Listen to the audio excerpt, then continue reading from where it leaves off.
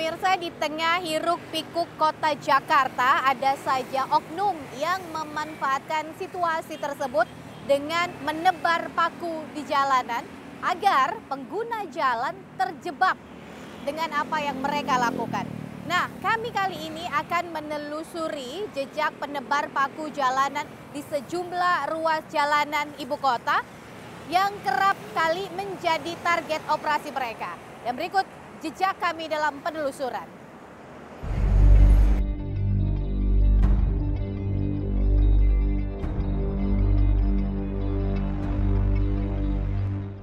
Jakarta, kota impian bagi sebagian besar masyarakat sebagai tempat mendapatkan pundi-pundi uang. Konon, sekecil apapun yang kita kerjakan di ibu kota, pasti akan mendapatkan uang. Tak heran jika kita melihat Jakarta siang hari, warganya semakin banyak, bahkan kemacetan menjadi fenomena biasa. Tapi lihatlah kondisi Jakarta pada malam hari. Jumlah warganya semakin sedikit. Hal ini dikarenakan mereka yang bekerja di Jakarta sebagian besar bukan penduduk asli Jakarta. Ibu kota Jakarta akan tetap menjadi magnet sebagai lokasi meraih rezeki. Di tengah kemegahan kota, siapa sangka masih terdapat oknum atau orang-orang yang mengais rezeki dengan mengorbankan orang lain. Mungkin Anda sudah sering mendengar banyak para pengendara motor yang harus mendorong kendaraannya karena bannya bocor terkena paku.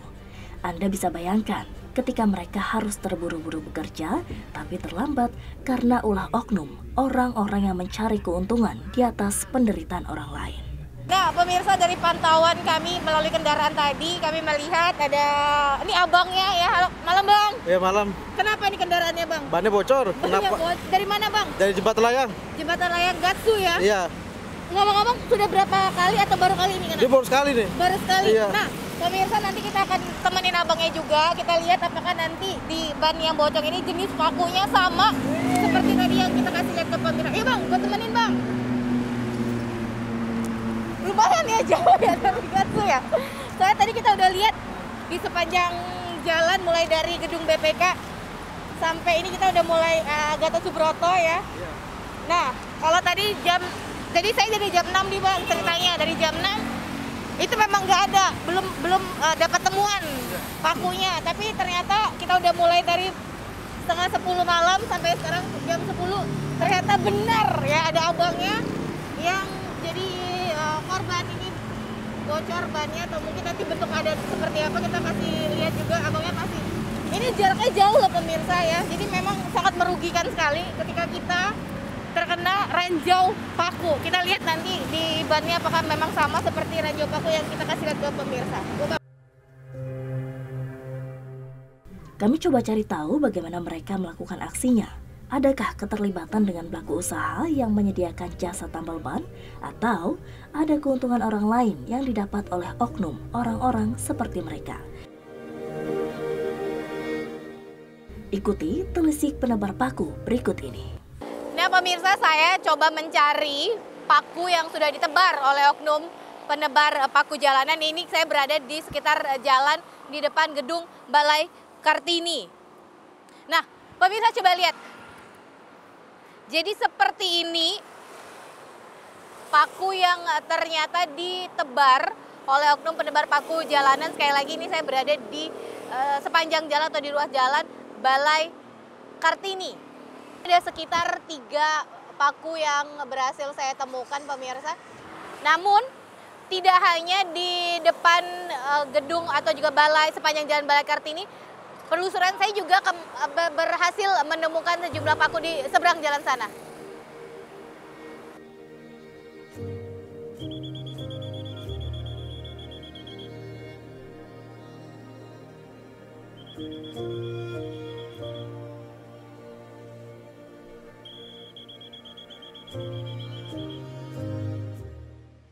Sepanjang Jalan Senayan, Semanggi 1, Gatot Subroto hingga Pancoran merupakan wilayah yang setiap hari dan hitungan jam ada saja paku-paku yang disebar di sepanjang jalan tersebut.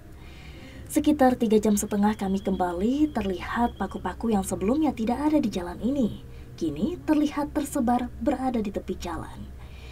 tidak mudah menemukan oknum-oknum penebar paku jalanan dengan cara yang cukup rapi dan hampir tidak terlihat secara kasat mata. Mereka menebar paku.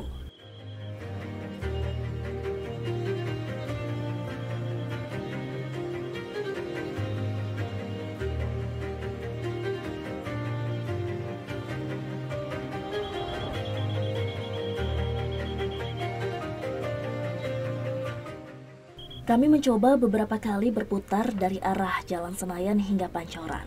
Selalu saja ditemukan pengguna jalan yang mendorong motor karena ban mereka terkena paku yang disebar oleh para oknum penyebar paku di jalan.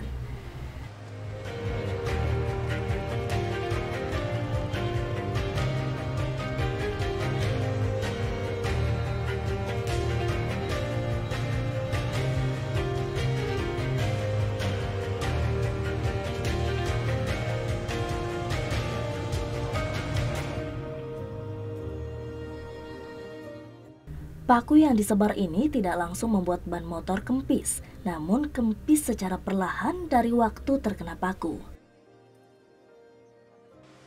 Saya menemui komunitas cyber paku jalanan yang melakukan pembersihan ranjau paku yang banyak tersebar di sepanjang Jalan Senayan hingga Pancoran.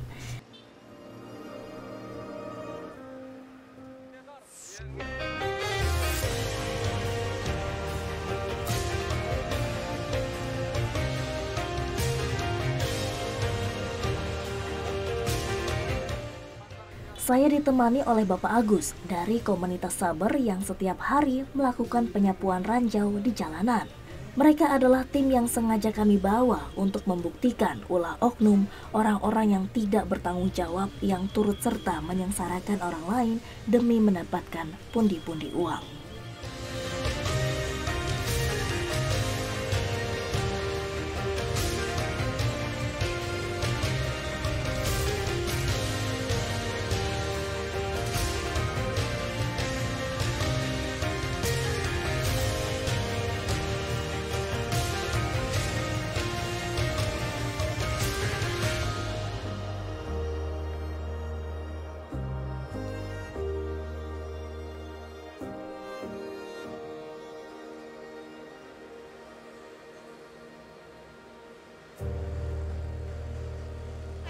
Bergabung bersama tim Saber Ranjau Paku yang sedang melakukan operasi untuk langsung melihat seperti apa proses teman-teman kita di lapangan ya. Dan langsung menemui ketua, ada Pak Agus. Pak Agus, selamat malam. Malam. Pak Agus, ini sama teman-teman sudah mulai beroperasi dari jam berapa, Pak? Dari tadi itu kami berkumpul untuk ada satu kantor untuk base camp kita sementara. Itu dari mulai jam 8 tadi. Kita koordinasi sebentar, terus kemudian ada informasi ada tebaran ranjau paku pas di depan kita ngumpul, kita nyapu dulu, kita ngumpul lagi, kita rapat sebentar, ada informasi lagi. Biasanya titik-titik mana saja sih Pak yang menjadi target untuk kita melakukan operasi Saber Ranjau Paku? Jadi wilayah yang paling rawan itu mulai dari flyover Selipi, terus seberang MPR DPR, sampai dengan pintu Semanggi 1, terus kemudian sampai dengan sini sampai dengan Pancoran, naik turun itu masih daerah rawan. Bagus, ini kan sudah lama nih teman-teman dari tim Saber Ranjau Paku melakukan operasi setiap malamnya ya Pak ya, ya. Dan juga waktu subuh ya. Betul. Nah sebenarnya apa sih Pak dari pengamatan Bapak dan juga tim di lapangan, karena setiap hari tetap saja ada ranjau pakunya. Sebenarnya apa yang jadi modus sendiri? Kalau ini bukan istilahnya tidak sengaja ya, ini ada unsur kesengajaan. Motifnya motif ekonomi. Oke. Saya tidak mengatakan semua tambal ban itu nakal. Ada yang tambal ban baik juga banyak. Tapi ada oknum tambal ban yang melakukan ini. Karena tidak akan pernah habis selama tambal ban itu masih dibiarkan. Nah, tapi ya. Berarti ada himbauan nih dari tim Saber Ranjau Paku yang bisa disampaikan ke pemirsa, karena seperti yang tadi Bapak sampaikan setiap hari kita tetap melakukan operasi dan selalu ada pakunya, dan ini jumlahnya kalau tadi teman-teman bisa lihat, nanti saya kasih lihat, ini tidak sedikit tapi banyak ya Pak. Apa himbauan yang bisa disampaikan kepada masyarakat khususnya pengguna jalan? Jadi untuk para pengguna jalan selalu hati-hati, kenali daerah rawan ranjau paku, mungkin bisa dilihat di internet dan sebagainya. Yang kedua, untuk usahakan memakai ban tubeless diisi dengan cairan anti bocor, anti paku. Itu banyak merek yang sudah tersedia di bengkel-bengkel terdekat. Terus kemudian pergunakan ban standar, jangan ban yang di luar standar karena mereka sudah dirancang untuk keselamatan berkendara. Itu aja untuk sementara, dan hati-hati tetap jaga kewaspadaan di daerah yang kira-kira dianggap aman tapi bisa juga sebagai wilayah rawan baru untuk penyebaran ranjau paku. Iya, Pak Agus dan juga teman-teman dari tim Saber Ranjau Paku, selamat bertugas Pak. Ini juga merupakan traffic hero ya di jalanan. Semoga memang setiap harinya setidaknya membantu para pengguna kendaraan atau juga pengguna jalan untuk bisa terhindar dari ranjau paku. Pak, kita sama-sama untuk bertugas kembali teman-teman. Jadi pemirsa, berdasarkan hasil penelusuran kami terhadap oknum-oknum yang melakukan tindakan dengan menebar ranjau paku dengan berbagai jenis paku yang pastinya sangat merugikan pengguna kendaraan. Seperti yang Pak Agus sampaikan tadi, pemirsa tetap bisa waspada, tetap meningkatkan keamanannya, apalagi juga untuk mengontrol terus kondisi bannya pada saat berkendara. Seperti tadi kami sudah juga menemukan pengendara jalan yang akhirnya terkena ranjau paku. Semoga penelusuran kami kali ini memberikan banyak manfaat juga untuk pemirsa di rumah. Kami pamit, wassalamualaikum.